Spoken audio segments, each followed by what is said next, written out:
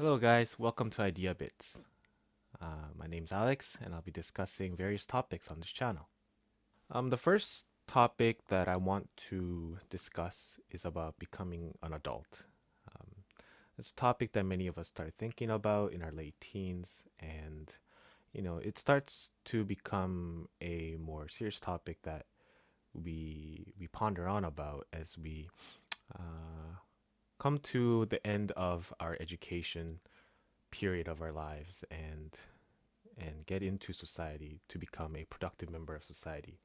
And during that process, there will be many things that you identify about yourself that you didn't know before. And there will be times when you feel lost and question what you've been doing. And there will be times where you feel quite content about who you are and what you have been doing thus far. In general, I think becoming a fully mature adult is quite a gruesome process and one that requires a lot of deeper thinking. To kind of give you an idea of my background, I grew up in Canada uh, and received all of my education there, starting from elementary school to end of my bachelor's degree. And then afterwards, my heritage being Korean, I came to Korea to do a master's program here. And since then, I've been working in the finance industry. My education is centrally in science. I graduated with a bachelor's of science. And for my master's program, I actually kind of moved away from that field and studied international studies, focusing on economics. I think my background and my years in Korea and Canada have taught me quite different things. In the process of getting adjusted to different social norms, there were many things that I've had to learn and unlearn about myself in order to become a more mature person, in a sense that I became a person who is able to function more independently and work out solutions to problems that I face on an independent level. Mm, my limited experience in education should be something that you keep in mind as you listen to some of the things that I wanted to talk about. Okay, so the general ideas that I wanted to explore. Okay, so we have three. I think it's very important to start understanding that there are different forms of self. Um, and I will discuss a little bit about what I think some of these selves are. Second is about introspection and learning to manage oneself depending on the result of that introspection. And then third, I think, and also the most important, is related to more mature behavior. It is to separate emotions and logic for decision making. So before we dive into the three parts that I want to discuss about, if you look at the diagram on the right, it's a expanding circle. Why I think we care so deeply about trying to understand oneself and also to improve the quality of the life that we have is because we understand intrinsically that the more we understand about how we function and how we are interacting with our environment, um, the quality of that experience gets better and better. And I think that in itself is the definition of personal growth. So, what is a self? A sense of self forms, develops, and matures throughout our lifetime, which by nature is a dynamic product. So, what I mean here is that our understanding of ourselves have changed over time. I would argue that it is due to four different selves that exist, and these are ideas, not really personal identification of different personalities of oneself. The idea is there's an interplay of four different sense of self, and these are a sense of internal self, external self, and an understanding of those two. So, internal self is simply who we are, what values we have, and our desires and our fears. External self is how we're viewed by the world, how we're viewed by the environment. Understanding of internal self is how accurately or how precisely we know ourself. And understanding of external self is how accurately or precisely we understand how others think about us. Now, there are few moments in our lives when we truly feel very connected to the world and we feel very connected to ourselves. And we feel like we are being ourselves. Mm. Now, these are quite fleeting moments by which I mean we don't feel them on a constant basis. Um, More times than not, we feel quite lost and unaware of what is happening. So, with regards to why there are overlapping areas, so what I want to illustrate here is that as we become a person who understands ourselves a little bit better and is able to manage ourselves a little bit better, um, our understanding of internal self and external self become greater. So the overlapping area between internal self and understanding of inner self will become bigger. And the same would apply for external self and understanding of external self as well. So, in connection to what becoming an adult is, the overlapping areas of internal self, external self, and the understanding of these two become greater. A lack of understanding of internal self or a lack of understanding of external self are both detrimental uh, to proper behavior according to the norms established in a given setting. The second point is about introspection and self management. So here I wrote a need for greater understanding leads to a journey of introspection and a search for knowledge and wisdom. Over time, we gradually start understanding that there is a certain gap between um, how we understand about ourselves and how others understand about us. It leads to situations where you expect a certain behavior to result in X, but the actual result might be Y or Z. And this cause and effect relationship where you expect certain effects and when they don't come about, you start wondering about what you've done wrong or what you can do better. This exists in, I think, relationships, uh, at our jobs, mm, with our family, with friends, especially during times of, I think, crisis, um, when everything seems to be going wrong. You wonder, what have I done to cause all this? Um, and I think it's quite natural to have certain moments in life as we get older where we feel these kind of disturbances. Now, those stresses in our lives and the disturbances that we feel leads to us either wanting to mm, forget about them and to take I guess, a passive approach where we ignore that stress and just accept that they're just part of living, or a proactive approach where we want to solve that problem so we don't have to feel them again.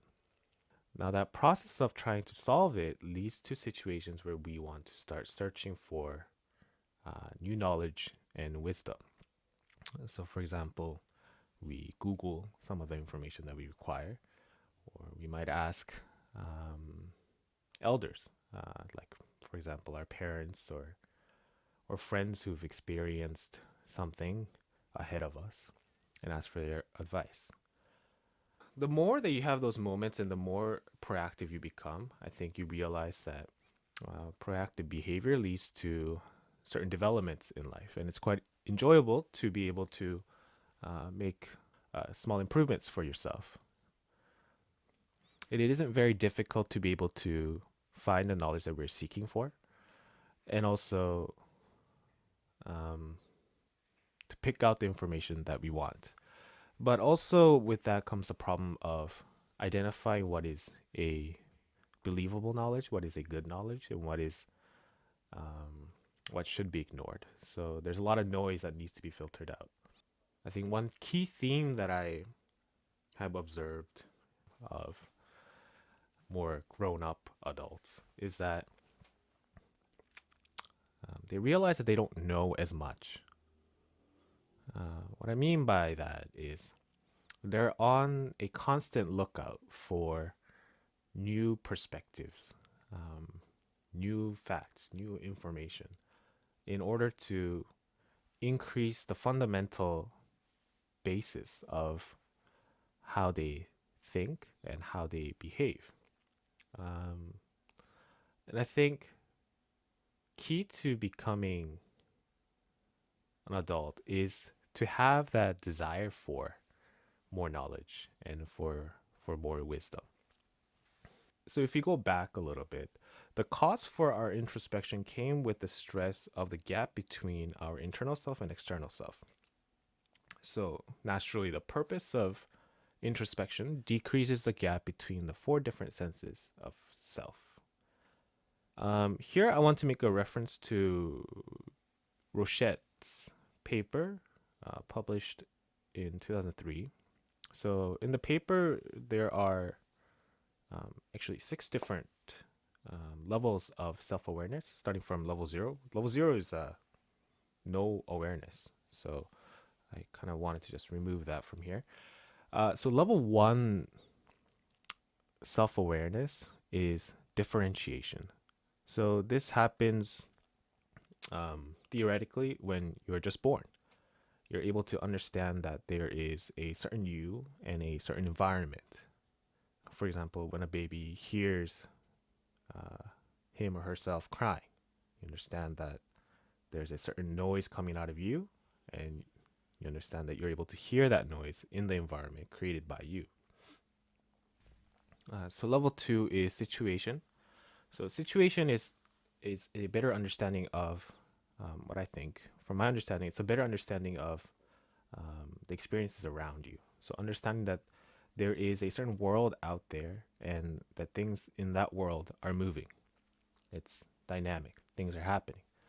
Level three is identification. So an experiment regarding this was a young child who was looking at himself in front of a mirror and seeing that on his forehead there was a sticky note. So a person without a level three identification of self awareness might try and grab that sticky note if asked to do so by reaching towards the mirror.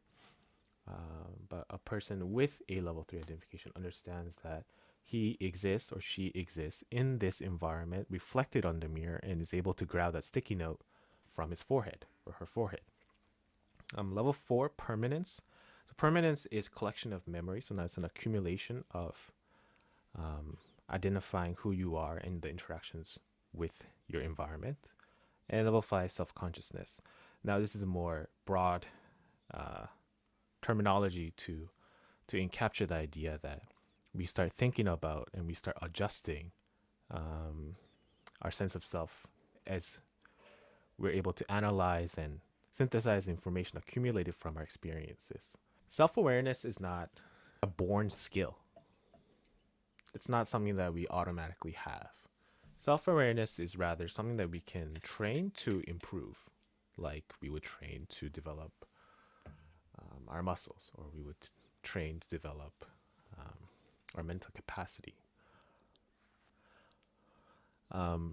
More likely than not, as we grow older and understand more things about what's happening in the world, we develop different values and we develop different desires and fears. And with that development, you need to develop a better understanding of that. And we need to develop a better understanding of how others might perceive your new values and fears and desires. I think bridging that gap is the increase in our self awareness. Now, if you look at the chart on the right of that, you see a cycle of growth. So, cycle of growth here. So, I think part one is discovery, and the second part is organization, and third is acceptance. I think this cycle of growth explains why sometimes we feel like we are in total control over what's happening around us, and we understand that mm, we are experiencing certain things in our lives because of who we are and because of who we have been. But this is not permanent. For many of us, I think we realize that due to certain events, or even if it's not due to a certain specific event, um, our sense of happiness fluctuates. Our sense of self also fluctuates. And I think the reason for that is because there's a constant cycle of discovering something new about ourselves. And during those moments, I think it's very important to have a proactive approach. My third point is related to that, and it's that single greatest resource for introspection is to is re-examination of past experiences, especially the mistakes. Um, with more experiences, I think you've probably developed a better understanding of how to analyze certain situations. And when we go back to our past experiences, and especially the mistakes, we're probably able to better analyze what may have been the cause to the certain mistake that had occurred before. And now I think such effortful analysis, as I wrote here, should lead to identification of certain tendencies pursuant to repeated behavior. Often, when we are in the middle of a certain event or a certain emotion that's occurring, it's very hard for us to objectively identify what about our behavior might be helping the situation or deteriorating the situation. There might be certain tendencies that we have that we may not have been able to identify during that event. Um, it's very important to be able to synthesize such information so that mm, we're able to have a better understanding of ourselves and to make necessary changes according to what your desired outcome may be. There is a study by HBR that looked into um, internal awareness and external awareness. You have high internal and low internal awareness, and on the top, you have high and low external awareness. Low external awareness and high internal awareness, you have the introspectors. Opposite of that would be um, low internal awareness and external awareness, and those are the pleasers. Low on both would be seekers, and high on both would be aware. So let's look at the worst case of having both low internal and low external awareness. They don't yet know who they are, what they stand for, or how their teams see them. As a result, they might feel stuck or frustrated with their performance and relationships. Right. So if you don't really know who you are, if you don't really know what you truly value, you may think that you do. And if you have no idea how others are viewing you, disturbance or the gap between internal and external self awareness, or internal and external self, as I've talked about before, are happening too often. As we are becoming an adult, what kind of approach we decide to adopt in dealing with self awareness, I think that's the key part here. So, high internal and low external. Introspectors. For me, what I think is the most important part is that they're not searching for blind spots. Because a self is quite limited to the amount of knowledge and experience that one's accumulated over only their lifetime, it's not possible to expand the amount of growth that they can have without a better understanding of external self and letting that external self interact with the internal self. Pleasers. So it says they can be so focused on appearing a certain way to others that they would be overlooking what matters to them. So pleasers, I think it's very self-explanatory. If you don't have a good understanding of what your values are, and if you're not developing them constantly, then you become a person who is more extrinsically focused and tend to become a pleaser. Now, aware, to have both high internal and external awareness, I think this is what we're trying to achieve. The better understanding of ourself leads to a better process or a more manageable process of decision making. So, we want to be able to translate a better understanding to better behavior. And I think the first step to doing that is to understand a little bit better about how our decision making process works. Um, so, this slide looks at the idea of separating logic and emotions. So, the limbic system is a very ancestral part of our brain. So, the most ancestral is the brainstem. So, that's what controls the autonomic system of like regulating our breathing or digestion and things like that. The next, I guess, development of the brain was the limbic system. And the limbic system is important for memory. And the most primal form of memory is remembering what we like and what we don't like. So, what we emotionally remember to have enjoyed and what we emotionally remember to have not enjoyed, we're able to store that memory through our limbic system. Now, in the limbic system, there are two small parts of the limbic system called the amygdala. The amygdala of the limbic system controls our emotional response to a certain stress. The common term used is flight and fight. When a certain situation is quite stressful to our body, um, the amygdala makes our brain want to run away from the situation. So, more likely than not, you will behave in a more aggressive way. You'll approach somebody with a tone that maybe you didn't desire. Now, the human brain has the cerebral cortex, which is the most developed part of the brain and is important for higher order thinking. So, especially the prefrontal cortex of the cerebral cortex, it is responsible for planning out, for strategizing, and for regulating your behavior to fit what you've strategized or to fit what you have planned out. So, in a way, you have a brain that has a part that makes you behave in a way according to emotions, and another part of the brain that you're able to use to control your behavior to fit a certain plan or to fit a certain strategy. Now, to be able to completely separate the two is not really possible. And depending on how stressful a certain environment is or how stressful a certain event is, um, one may dominate the other. Now, a more self aware person would be able to identify uh, which part of the brain is more dominant in certain situations over other situations, and be able to regulate themselves accordingly. It's important to keep in mind that physiologically, the logical decision making center of the brain cannot control emotions. So, in addition to the amygdala, an important part of the limbic system is the hippocampus, which functions as a converter of short term memory to long term memory. Um, so, past experiences have formed certain long term memories within the brain, which will elicit a long term stored emotional response to a specific trigger. Going back into your experiences to identify certain tendencies.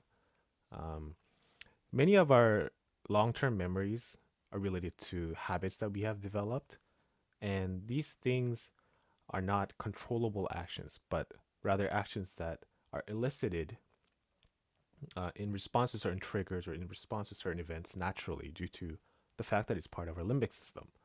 Now, when we are more aware of our tendencies, and especially if we have identified certain tendencies that we have, um, we're able to manage our behavior and our response better. So, given that same trigger with with a higher level of self awareness, we can control and manage our emotional response better. And secondly, um, we can work towards changing our long term memory. Due to the nature of how our behavior is connected to the long-term memories that have been formed in the hippocampus. Um, what we can do in an active manner is to change what kind of long-term memories we'll have in the future.